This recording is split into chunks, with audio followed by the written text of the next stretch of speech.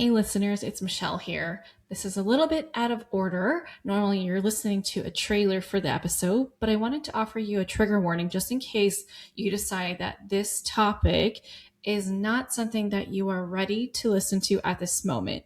And that's because we're talking about child safety. So in this episode, I am interviewing someone who is an anti-human trafficking expert. We don't go into specifics, but we will be talking about how to keep our kids safe against predators. So if this is not something that you are prepared to listen to at this time of your life, totally understand. And I want to invite you to skip over this if that's what serves you best. Go ahead and listen to a different episode. Just wanted to put this out there so that you can make that decision for yourself and support yourself in whatever way you need. And with that said, here's the trailer. Predators hunt. That's why we call them predators. They know exactly what they're looking for. They know what vulnerabilities they're looking for. I can see those things in a millisecond, so they can too. And on the flip side of that, they can also see which kids are going to be dangerous to them, right? And the most dangerous child to a predator is one who is so deeply connected to a safe adult, an adult who sees them, hears them, understands them, unconditionally loves them. That belongingness component, that's the kid they're going to be like, no way. Because if I go after that kid is going to be assertive and scream and tell somebody, I'm going to get caught, and it's not worth it to them. Welcome to the Marriage and Motherhood Podcast. I'm Michelle Perda, mom of three, wife, marriage coach, and host of this show. I help couples move from reactive patterns to intentional partnership using my connected partnership framework so you can feel more connected, supported, and get back to feeling like an us again, all while raising kids. If you ever felt like you and your partner keep having the same arguments on repeat, or like you've slowly become more like roommates than partners, you're not alone, and your marriage is not broken. The truth is, most couples were never taught how to navigate conflict, communicate effectively, or build a strong partnership. And that's exactly what we do here. Now let's dive in. Hello. Welcome back to another episode of the Marriage and Motherhood Podcast. Today, we are going to be talking about something a little bit different. And that's because we're all parents. We all want the best for our kids. And one of the core things that are so important to us as parents is keeping our children safe, right? So we're going to have to dive into the realities of life, right? Like we can only keep them safe for so little of their life. And so much of it is teaching them things so that they can go off and keep themselves safe when they're not around us all the time. I mean, I have a going on 10-year-old and he's wanting more independence. And a lot of that is trusting that I've taught him enough to keep himself safe when he's not around me. And so I'm really excited to dive into this very not so light and airy kind of conversation, but very, very core to real life stuff that we do need to prepare our kids for and to also empower ourselves with knowledge and insight and tools. And so I'm excited to have Francesca Douglas Franco here. She is the founder and CEO of Human Save, and she's a child safety strategist. Okay. So we're going to be talking about a little bit of what happens in real life to certain people and how to help our kids not be in that group. So Francesca, thank you so much for being here and coming on the show and sharing all your insight with us. For those who are new to you, can you please share with us where you live, how old your kids are, and what led you to do this really important, critically important work? Thank you so much for having me, Michelle. So my kids are 5, almost 6, and 12, almost 13. We live in Portugal, but I grew up in Long Beach, California. We moved out here about 4.5 years ago. I've worked in anti-trafficking, so I founded Human Save, which is a mental health nonprofit that serves survivors as young as 2, back in 2017. So it's been about 9.5 years of that work now. But as far as sharing how to keep kids safe from a place without using fear-based tactics, that's kind of new in the way that I've been articulating it for more people. I don't know what necessarily led me to start doing that work other than I just wanted more people to be equipped with this information. I want parents to be able to confidently protect their children. And if somebody who is constantly surrounded by the very worst parts of humanity, can feel confident that my child is safe because of the things that I've taught them, both of them, then I know that other parents should be able to feel this way as well. Yeah, absolutely. And like that's all what we hope for, right? For them to lead healthy, happy lives and just deal Right. with normal problems, not Yeah. things that can be traumatic or anything like that. And so let's get into it. Okay. So, what is the number one thing that keeps kids safe from predators? Like, especially in the Mm, world that we live in today, where kids are going online a lot earlier, right? Like, I know mm. you and I, right? Like, we grew up with AOL and all that stuff, and we were Yeah. very like oblivious to what could possibly happen. And Yeah. now it's like they're getting into it at earlier age through Mm. games and through phones if they have it. And we're just having to be more hyper vigilant about teaching them online safety. And thankfully, schools are doing that too. But what is something that kids can do, or that Mm. parents can teach the kids to do to keep themselves safe? Okay, so first I want to start with reminding parents that predators hunt. That's why we Mm, call them predators. They know exactly what they're looking for. They know what vulnerabilities they're looking for. I can see those things in a millisecond, so they can too. And on the flip side of that, they can also see which kids are going to be dangerous to them, right? And the most dangerous child to a predator is one who is connected to a safe adult, usually a parent, who will believe them and who will protect them. Like that's it. You can spot that in a millisecond too. I can see it right away. So that attunement, that connectedness, that protects them more than any like app safety feature, online safety thing that you could possibly think of. Because, unfortunately, there are so many children who are extremely vulnerable. And this is usually what traditional child safety talks about, law enforcement trainings and all that. So I have my backgrounds in law enforcement intelligence, and I've been to a lot of those trainings. I've facilitated a lot of them as well. And a lot of times it's like, oh, this is what victims have in common. These are the traits they have in common. But we don't talk about what do the safe kids have in common, and that is mm, the number one thing, right? And so if they're in a room full of children, you're looking around, there's 100 kids, and you're like, not that one.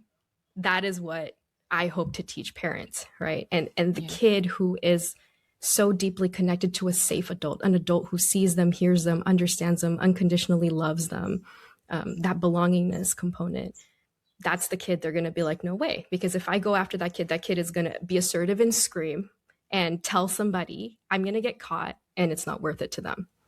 Yeah. Okay. So, from an observational standpoint, you said that like they can point them out immediately. So, what is it about their posture or body language that gives that off?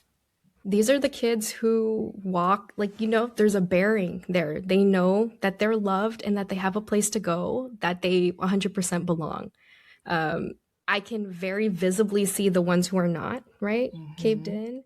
Or even the ones who are aggressive and cursing a lot and angry and screaming and like just, I'm not sure that I know how to articulate it exactly, but I can see it. It's also in the way that they dress. It's also in the way that they speak. It's who is surrounding this child, right?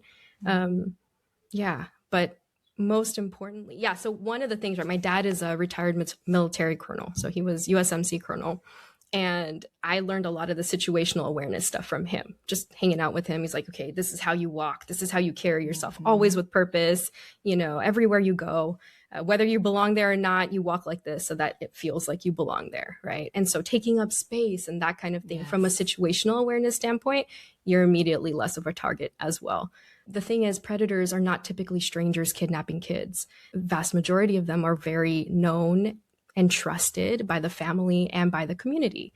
And so, knowing that this person is cultivating trust or trying to, Mm-hmm. right? Cultivate trust with their victims. And that's called grooming, right? As you know. Mm-hmm. And so, it's not a one time thing. And so, they might approach any child, every child, right? But there is a reason why some become victimized and some are left alone. You know Mm-hmm. what I mean? And when they in the grooming process, they try to blow past boundaries. And it might not be aggressive, might not be angrily, it might be laughing, or it could be tickling, it could be anything. But a child who will immediately say, "Hey, stop! I don't like that," and not budge and not be okay. Even if they're not screaming, even if they're not angry, but they're very firm. Mm-hmm. Immediately, that kid is not going to go along with it. That kid is not going to carry the shame and be silent because of it. Yeah, it So won't be worth the fight. it won't be worth the fight. Won't be worth Okay. the possibility, the probability of getting caught. Yeah, yeah. Yeah. Interesting. Okay, so it sounds like our work as parents is like really crucial in terms of, really creating that bond and making sure that they Yes. know they're loved. They know that we're there for them. And that's a lot. I mean, obviously we want that, right? But we all know as parents, real life hits and you're like, kid, get away from me. I need some space Yeah. because you're overwhelming me But right now. But that's okay because that's yes, human, right? And I think yes. sometimes parents err on the other side of like trying to be perfect, but you can't Mm, connect to perfection because no. perfect isn't human. So if your parent is always available, always there, never upset, never whatever, there's also a sense that you're lacking, like you don't Mm, see them, that you don't get to comparatively. see them, Yeah. right? And I you're mean, when they're comparing really to, little, it's different. Yeah. yeah. Yeah. I that's something that I'm trying to do with my kids is like showing them when I do get frustrated and like verbalizing, hey, I'm getting really frustrated because I've been having to tell you guys repeatedly what to do and you guys aren't doing it. You say you want to do this thing and I'm trying to help you, but you're not doing it and I'm hitting my limit. Mm-hmm. And I think that in the past, it would have been like, why would you show them that? But it's like, but by showing them, Mm. I'm showing them, hey, I have boundaries too, right? I have limits too. And it's okay to show this humanness. Like, obviously, Yeah. it's not okay for you to like act on this and all that, Yeah. but really just like verbalizing and showing them, hey, I am not perfect. You don't need to be perfect. It's okay to feel your emotions. And there's a better way to handle your emotions rather than Yeah. screaming Yeah. or hitting or punching. Parents, if you didn't know this already, right? Like the change starts at home, it sounds like. Yes, always. Always. And I just want to add to that because I think I was lucky in that my mom did share a lot of vulnerability. And I think that that helped, cultivate a very, very strong bond between us. What I had to actually learn was how to share my joy with my kids too.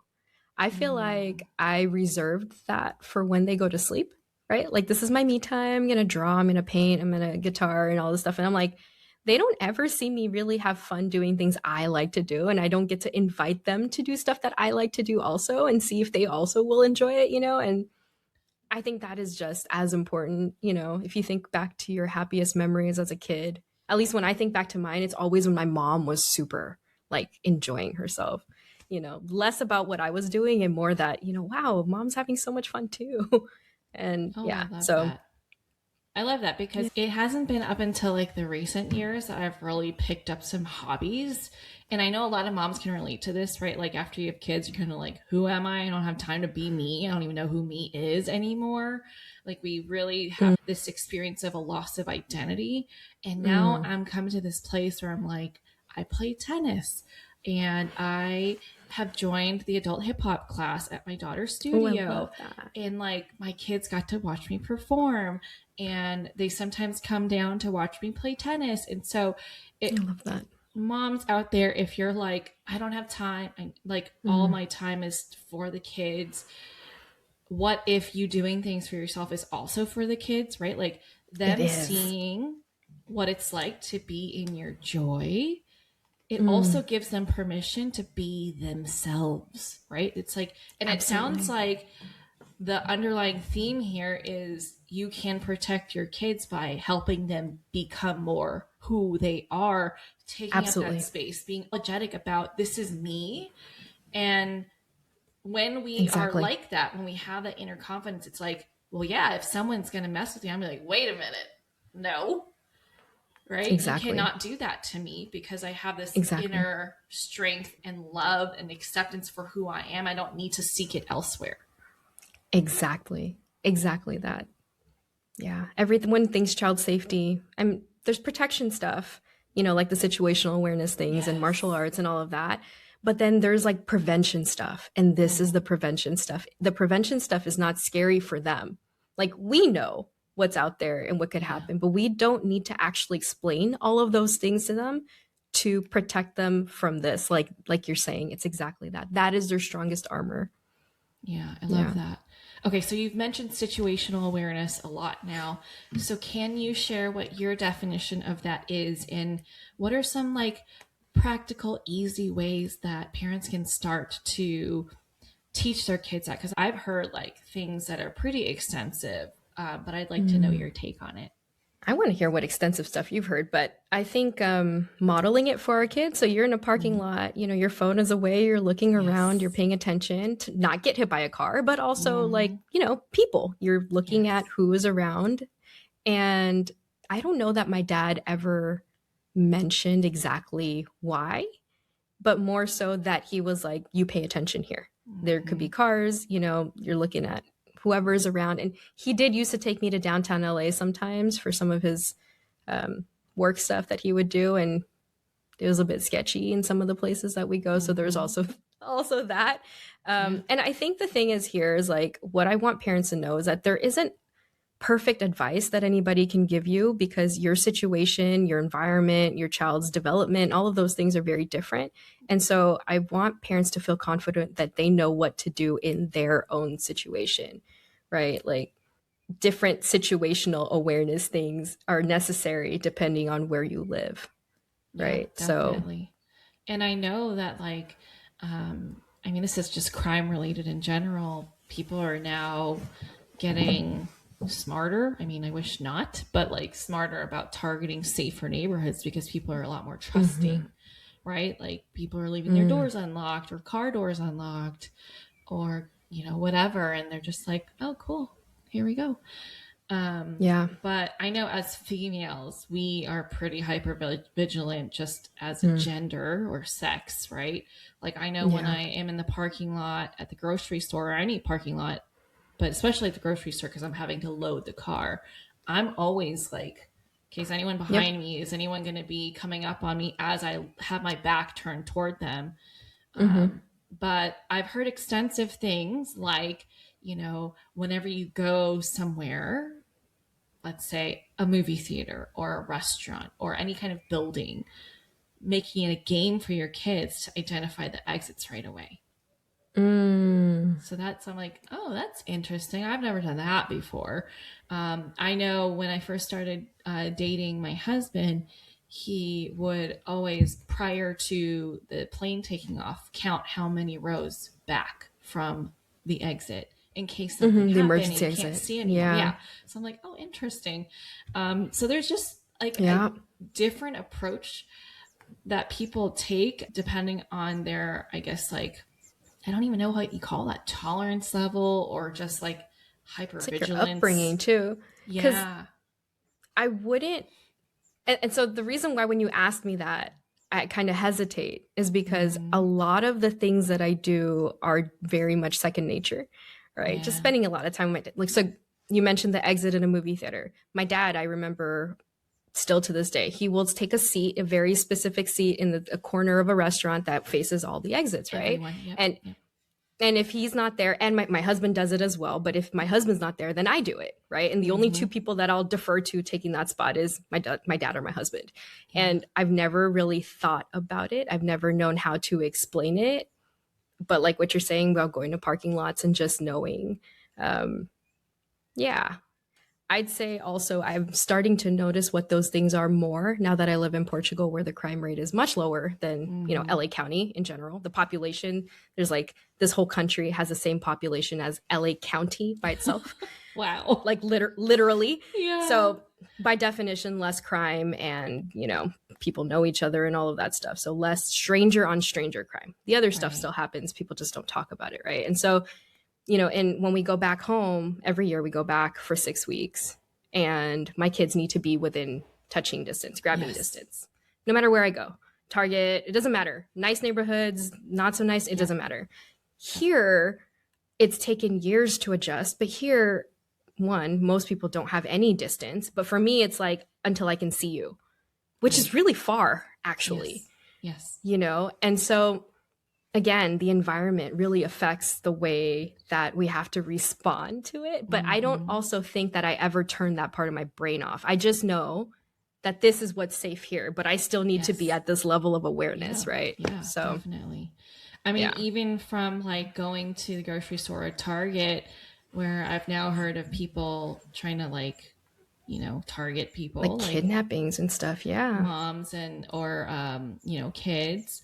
And Mm, so I'm like just always paying attention, like, is this person following me for some reason? mm, Or, just kind of testing the waters. Like, if I go here, you need to go down here. Like, you have no business down this aisle, or things like that. And like when we went to Baltimore for spring break, that was part of our stop. mm. And, we right now live in a suburb. So, like, city life experience, my kids don't have a ton of, but I grew up in San Francisco. And so I just kind of know how it works. Right. Right. And so I had to tell them, like, okay, we're in a city. There's a lot of people. There's lots of different kinds of people, right? Some people live on the streets. Some people are not in their right mind. And we just don't know how they're Mm-hmm. going to behave. So when we're walking around a city, you need to stay next to mommy and daddy. And if we move you Mm-hmm. to the side, you just need to do it. Don't fight us. Mm-hmm. Like, we're just trying to keep you safe. And my husband has always been the type of person where if we're walking along a busy street, he will walk on the outside of me to like, Mm-hmm. first, Same. if a Yeah. car or whatever. Or if someone sketchy kind of walks by, of course, we don't want to like take the chance. He will Yeah. walk on the inside of me to like create some distance Buffer. there. Yes, Yeah. exactly. And so I've done that with my kids as well. And it's just different. Like, even theme parks, right? Like, hey, it's very crowded. It's easy to get lost. You need to stay like near me. If you want to go somewhere else, you need to talk to Mm-hmm. me, get my permission, and I need to follow you. But Yeah. yeah, there's just like a lot out there. I wish we could be more trusting, but that's just not the world we live in. No. I mean, and the thing is, when it's natural, though, does it really take up like, does our No, cortisol spike? Not really, right? It's just no, kind of like no. in the background, just playing. Just what we Like, that's do. just, oh, that's there. We're good. Um, I went to study abroad in Finland for a semester in college. And I remember my mom was like, you are not allowed to go unless you take martial arts. And she signed me up for jujitsu after Oh, that. yeah. I love that. And I will say, I highly recommend for kids, for women, for whatever. Yes. There is like a sense of confidence I think that you end up with where you're like, okay, if somebody bigger than me I will know were what to put do. me in some kind of, I would just like, Yeah. I would just not be easy, right? Like, maybe Yes. you'd still be able to overpower me, but you'd regret it, Yeah. at some point. So Yeah. but Oh, I need to yeah. revisit that. I at one point had my kids in that, and then they didn't like it anymore, so I took them out. But I definitely want to put They at least still my daughter in it. they still have the foundation, or maybe try a different one or a different Yeah. school or a different type, or like punching. Like, I did boxing as an adult later on. I'm like, this is so much fun. Therapeutic, I'm Frustrated, sure. you get to punch stuff. Yeah, I love it. I loved it. So, like, maybe try something else. But yeah, I definitely, or even just showing them how to hit and things like that at home. That I could probably use lessons of that. I will like jokingly try and like hurt my husband because I've never been able to hurt him before, and he'll just laugh when I punch him. Like, oh. Tell him to teach you how to punch. No, he does. Or does he does. Okay. But Okay. I don't know. He's also like significantly bigger than, like, I'm 5'3" and he's 6'4". Oh, me And too. it's like, Oh, he's giant. he thinks it's cute. No. Yeah, he thinks it's adorable. He's like, oh, you're so cute. You think you can hurt me? I'm like, oh. Anyway, tangent. Love it. So funny. I always think it's funny when you don't meet people that online, and I just gave away my height, and so a lot of you are probably like, oh my gosh, I had no idea, because it's not obvious how tall people are when you are seeing people online. Like, one of my friends, she is 5'10", and I was like, I'm a little scared to stand next to you. If I'm being honest, That's like, legit. I'm kind of scared to meet up with you and stand next to you. And then I recently went to a podcasting conference in the Nashville area, and I assumed that the hosts, which I've known one of them for years now, right, but never met her in real life.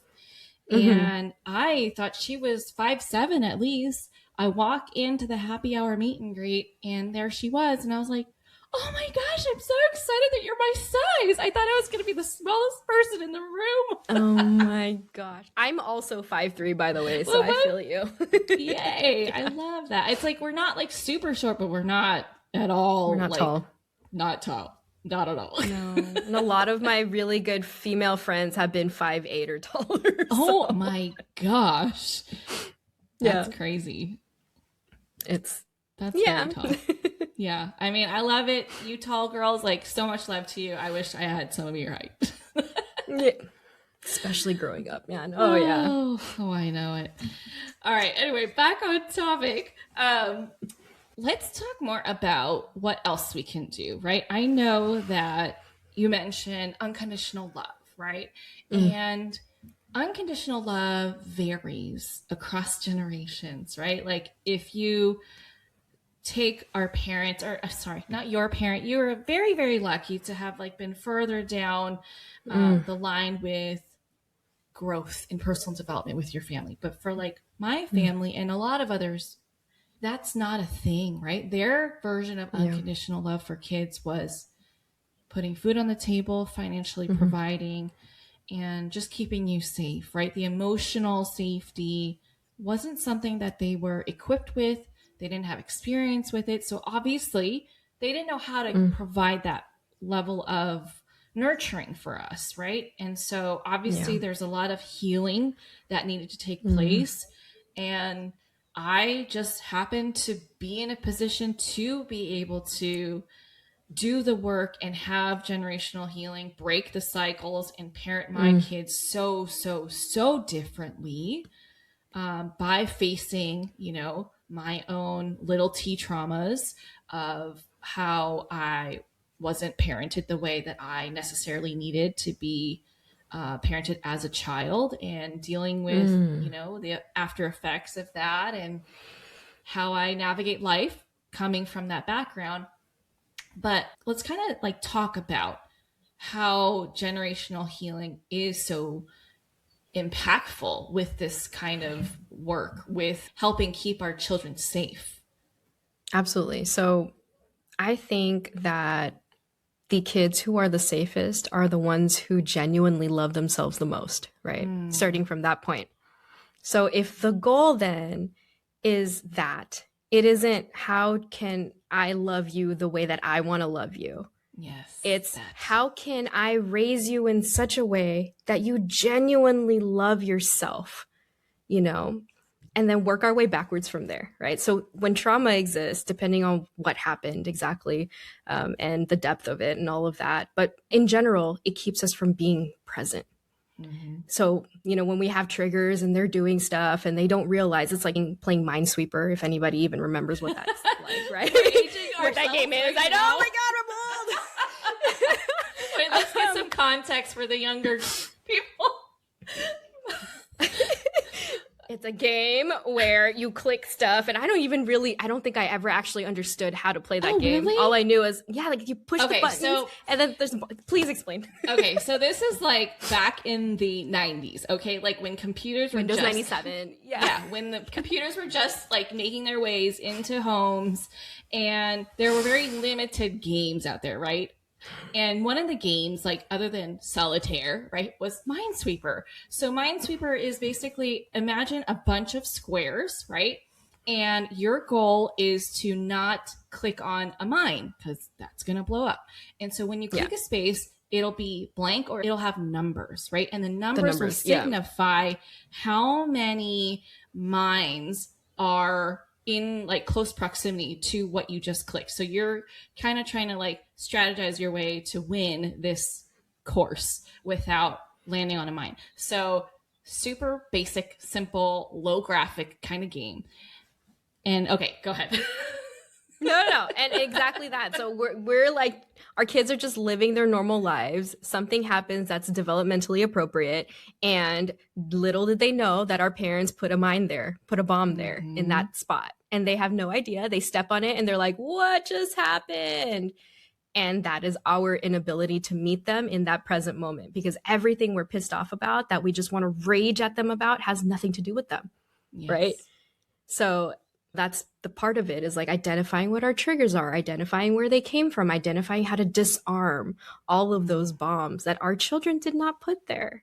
And then having grief for the fact that we did not get the same grace when we were younger, right? And I mentioned this to you on our call a couple of days ago, but because my mom was the first to really intentionally break cycles, my early childhood was messy.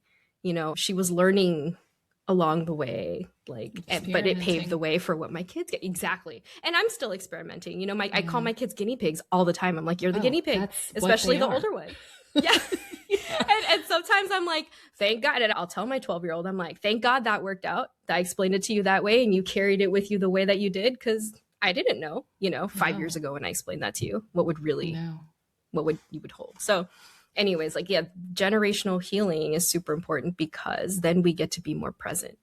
We get to enjoy our kids more. We get to experience joy more fully. And in turn, from 0 to 7, and probably beyond that, but especially from 0 to 7, whatever life we are living, we believe we deserve it. We don't even have words to counter that. It's like, oh, everybody around me is so gentle, so affectionate, so loving. It tells me I'm amazing. It must be true, and I must deserve this. Yes. And on the flip side of that, oh man, my parents are always upset at me, irritated at me, correcting me, smacking me. I must deserve that. I must be a bad kid. And so that sense of worthiness, right, gets developed so young, pre-verbally. And we carry that as a core. And maybe later on we can change it, but it's harder. It's work. It's harder to go in. It's like surgery. Like you go in there and you're trying to repair something. It's not the same as if it was just already, So if the sooner we're able to disarm all of these things, the sooner we're able to understand who we are, what our limits are and all of that, and give ourselves grace and keep showing up anyways, even when we make a mistake, show ourselves compassion even when we make a mistake, the more our children will get to live in a version of reality where they feel like they deserve all of these good things that they have, right? And the more they will love themselves by default. Yeah. So given that, the listeners out there have a wide variety of baselines with their ability to handle their triggers and emotions, I just want to put it out there that we are in no way judging or shaming you if you do these things, right?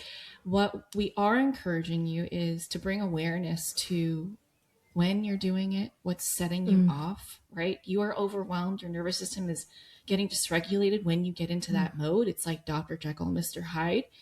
And I urge you to seek support, because there is a way for you to absolutely unlearn what you've learned in your upbringing, because it's now second nature to you, because that's how you grew up, right?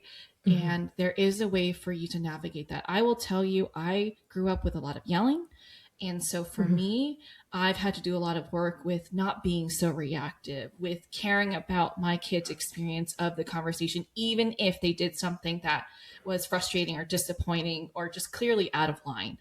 And I've been able to get to the point where I can narrate instead of just go from 0 to 60 and just rage on them and feel so much guilt and remorse and be like, oh my gosh, I can't believe I just did that. What damage did I cause? Or the flip side, they deserve that, and da.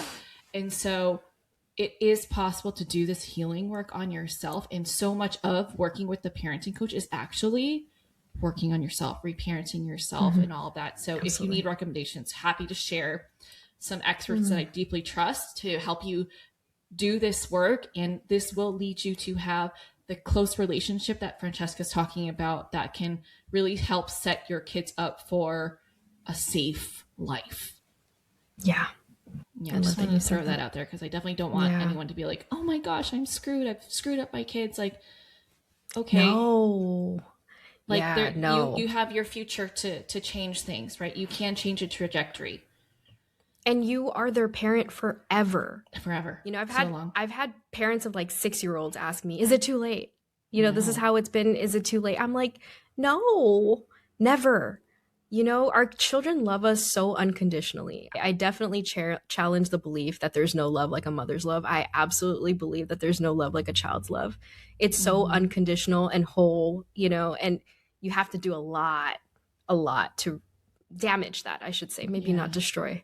But, you know, in the context that my great grandma just turned 102, literally, Wow. like a couple weeks ago. Amazing. Yeah, I'm like, it's like, it's crazy to think at 6 that anybody could look at their baby and be like, is it too late? It's not too late. No, you know, and we're human. They don't need us to be perfect. They really don't need us to be perfect. I didn't need my mom to be perfect. There were moments that she blew up. There was a lot of yelling in my childhood too. But I will tell you, when I was around 14, 15, she became very different. I mean, leaps and bounds, and the humility it took for her to come up to me and be like, I am so sorry for everything that hurt, and be like very specific about these things, right? I can't believe I did that. I'm so sorry. And me being like, you know, it's cool. Like, I've forgiven you. She's like, no, come here. Let me hug you. Like, I don't forgive me. Let me hug you because that was messed up. And I'm like, wow, that was more powerful than her being perfect and pretending nothing happened. You know what I mean? So no, definitely no shade to anybody. This is hard. It's hard. It's hard to human. It's hard to parent. Like, it's a lot of work. Absolutely. And so much of our experience in this world is about improving ourselves and just being our best selves. And a lot of that is just shedding away the layers of influence that we've had. Not throwing shade to our parents either, right? They did the best that they could with what they had. And now we get to question, like, is that what I want to pass on? Is that the experience I want my kids to have, knowing what it felt like at the time? And you get to choose to step into doing this work. And it only gets better from here once you say yes to that, right? Take the courage to do the work, face your shit. And, you know, it's incredible getting to witness how different my kids get to experience childhood than I did. And I still have those moments where I'm like, oh my gosh, I love this for you. I wish I had that, but like, I'm happy to provide this for you. And I'm like patting myself on the back, like, you know, oh my gosh, I was really upset about that. And I didn't lose my shit on them. Yeah, like I healthily expressed my anger and we worked through it, and they went to bed knowing they were loved. And feeling loved. Yeah. There you go. Did my job. Feel good. But before it was like, oh my gosh, I suck. How do I stop this? How did I do that? Like, and what's crazy, it's all out of love, right? It's usually our rage is from like, oh my God, if they keep doing this as a teenager, as an adult, what does this mean for them, right? Like, we future cast our anxiety and it comes out as like, I don't love you. You're awful. You're terrible. How could you do this? You should have known better. And I'm saying this from experience, right? Like, again, no judgment, but like, we can love them a different way. That part. Yeah. Oh my gosh. Okay. So is there anything else that you think parents need to know, that like, what's the biggest thing that you want them to take away to help keep their kids safe and help them feel loved? So the foundation is that relationship, right? That connectedness, and raising them specifically with the goal to help them love themselves the most, as much as they possibly can, really unapologetically, and just, you know, all of that. But on the flip side, there are actually things that we can teach them that will keep them safe, specific skills. So for my kids, and things that I've been sharing with parents through my child safety guide, is teaching them the difference between healthy and unhealthy relationships, the actual traits, right? The difference between safe and unsafe people. Again, the traits, things that are observable. And then safe versus unsafe in our bodies, like what our body feels like when it's safe and when it's not safe, so that they can also identify their gut listen to their gut instinct. Right. Being super connected to their intuition, because every single time, you know, can't go wrong. I should have. Yeah. And then we try to argue with it so much. We've been conditioned to argue with it. And so I think a lot of, you know, from a generational healing standpoint, a lot of that is reconnecting with intuition. Right. But raising our kids to continue to strongly follow their intuition is going to keep them safe from a lot of different situations that you could never even know, right? Yeah, that self-trust. Exactly. And so many survivors that we've worked with at Human Save have said that oh, I knew something was wrong, but I just didn't feel like I had the permission to exit the situation. And so as parents, when we validate that our child is, okay, you're not feeling shy, you just don't feel safe with this person yet, which makes perfect sense. You see them once a year, or whatever it is, or you don't need to say hi to them. That's okay if you feel uncomfortable versus stop it, you're being shy, go say hi, whatever it is, whatever it is.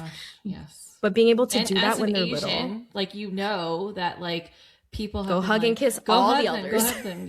Exactly. Right. It's but I don't force my kids to do that. You need to say hi. You can stay by, but you need to say hi. You can wave. Yeah. And to say bye, you can say bye. Or if you want to hug or high five or whatever, you get the choice to do whatever you feel comfortable doing. But we're going to acknowledge people. Exactly. Yeah. Well, yeah. That's the polite thing. And that's polite, right? Versus respect, which is earned. Yes. You can't demand respect. It doesn't work that way. So when they learn that, and when we are able to validate all of their experiences, even when we disagree with them, right? They think it's the end of the world, they're super sad, and you're not hey, it's not that big of a deal. You're oh, wow, I can see how you're so upset about that. Whatever that is. Yes. That's what that looks like. But if you fast forward 10, 15, 20 years, and they're in a situation with someone that they don't feel right about, they're not going to argue with how they feel. They're not going to be oh, I'm always wrong about how I feel. They're going to be oh, I don't really like you. I don't know why I don't like you, but bye. Yeah. And let me think about it later. That's what I teach my kids. You listen to your intuition now, and then you unpack after. Let's talk about it after. Why didn't you feel comfortable?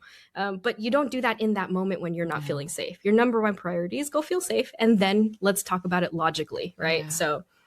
Yeah. So and that's very in line with what I say about our relationship with ourselves, right? With us, we have taken so long to repair this relationship with ourselves, right? Where we've questioned ourselves a lot. We've given away our agency to people. We people please and all of that. And now it's oh, wait, why don't I check in with myself about what I want? What is it that I feel about this? What would I prefer? Not prioritizing other people's feelings. And now I tell, all my clients, if you're going to disappoint anyone, disappoint other people. Don't ever disappoint yourself. Right. Yeah. And I teach my kids, that's real. From an early age, who loves you? And then, they'll list out naturally, oh, mama, dada, my siblings, whatever. And I'm but who is the most important to love you? And they say, myself. I'm that's right. You love yourself the most. And that's actually a core thing that I teach my clients too, right? You've got to love yourself most. And I know that's challenging to hear as a parent. What do you mean myself most? I should love my kids the most. You can love yourself most and still love your kids a lot. A lot. But you need to come first, because everything else follows, right? You cannot be the best partner without loving yourself most. You cannot be the best parent without loving yourself most. It all stems from how you are feeling and how much you take care of yourself, how much you trust yourself. All that is something that gets cultivated over time. And so if you're oh my gosh, I actually don't. Okay, start somewhere. Start by listening to your intuition and start saying yes to yourself more often, or saying no when you feel like it's not the right thing to do. That part. Yeah. And that will become easier, and it will create this positive ripple effect, all areas of your life. I promise you. Absolutely. And my mom was very adamantly like you, right? She definitely wanted to raise me. As a kid, she'd be how are you, how do you not care? And I'm I don't know. I just don't care. This is how you taught amazing. Me. Am I supposed to, and intrinsically, and she's you don't have to argue with yourself in your head about whether you should or shouldn't. I'm no, because that's how you raised me. Yeah. Literally. Yeah. So your children are literally going to not even be able to relate. And they don't. And it's a little tough being their parent, right? I'm I wish you kind of gave a shit a little bit more, but okay. I have but to. Yeah. I have to remember, I'm I remember the plot. Oh, God. My views on you right now, and I need to stop, right? Because it can be hard. Raised a certain way. This is what you do, and this is how you conduct yourself. And I have to be I have to question myself. Is this actually in line with our values? Or is this just Mm, what I've been accustomed to growing up? And so I have to do that and check myself sometimes. It's a lot of yeah. mental gymnastics in there. For every moment that you do that, though, your kids and all their kids will never have to. I know. And that's That's the worth it. part, but That exhausting. is So worth it. yeah. Yes, girl, I understand. Okay, so you have an event coming up. Please share more with us about what that is. Yeah, if anybody's interested in hearing more about the role of parents in the fight against human trafficking, Human Save has a quarterly training. It's on May 21st from 11 to 12 Pacific time on Zoom, specifically what parents can do to make a difference in this space. Love Yeah. it. Yeah, so if any of you are interested, the link will be in the show notes. Go check that out. If people want to connect with you and learn more from you other than attending the workshop, how can they do that? Where can they find you? I have been posting mostly on Instagram, so they can find me on Instagram or my website, francescadf.com. And actually, I think what might be a good fit, I wrote a guided journal for parents breaking Ooh, cycles. It's called The Home Within. I'd love to gift you a copy, and I'd also love to yes. give your listeners like a discount. Yeah. So I will share that with you after. But I think that it is very much in alignment with a lot of the things that we've been talking about, and most Yeah. especially intentionally choosing the kind of legacy that we leave behind, right? So, Love that. Thank you for your yeah. generosity. All Thank right. Thank you so much for being on the show. I love this conversation. I mean, you. I Me think we too. could Thank you for all having me. use this. Definitely want to amplify your mission out there. I love the work that you're doing. I hope that you Thank can you. reach more people, help more families out there. If Thank you. you have loved what Francesca has shared, please go connect with her. Go check out her guide, go check out her online event, and then the journal as well, and connect with her on Instagram. Okay, go tell her you found her Mm. from this show. Say hi. She's so friendly. I Oh, literally thank just you. met her not that long ago, and it's been so Monday great connecting with her. or Right? Tuesday. Yeah. Yeah. Yeah. Awesome. So yes, go please reach out. If you know someone that could benefit from listening to this episode, which should be all of your fellow parent friends, please share this with them. Better yet, share this in your Instagram stories. Tag both me and Francesca so we can give you a shout out. And if you love this show, thank you so much for listening. I so appreciate you being Mm. here. Please consider leaving a rating and review on Spotify or Apple Podcasts. That's what helps the show grow and helps more Mm. people like you get the help that they need. And I'll catch you back here on the next episode. Bye. If you're listening to this and you're starting to see your own patterns a little more clearly, that's exactly where change begins. And you don't have to figure out the rest on your own. I got you. If you want help taking what you're noticing and actually shifting it in your relationship, check out the show notes for next steps to help things move forward in your marriage, whether that's a guide, a masterclass, or booking a clarity call if you're ready for support. Stay tuned for the next episode. See you there.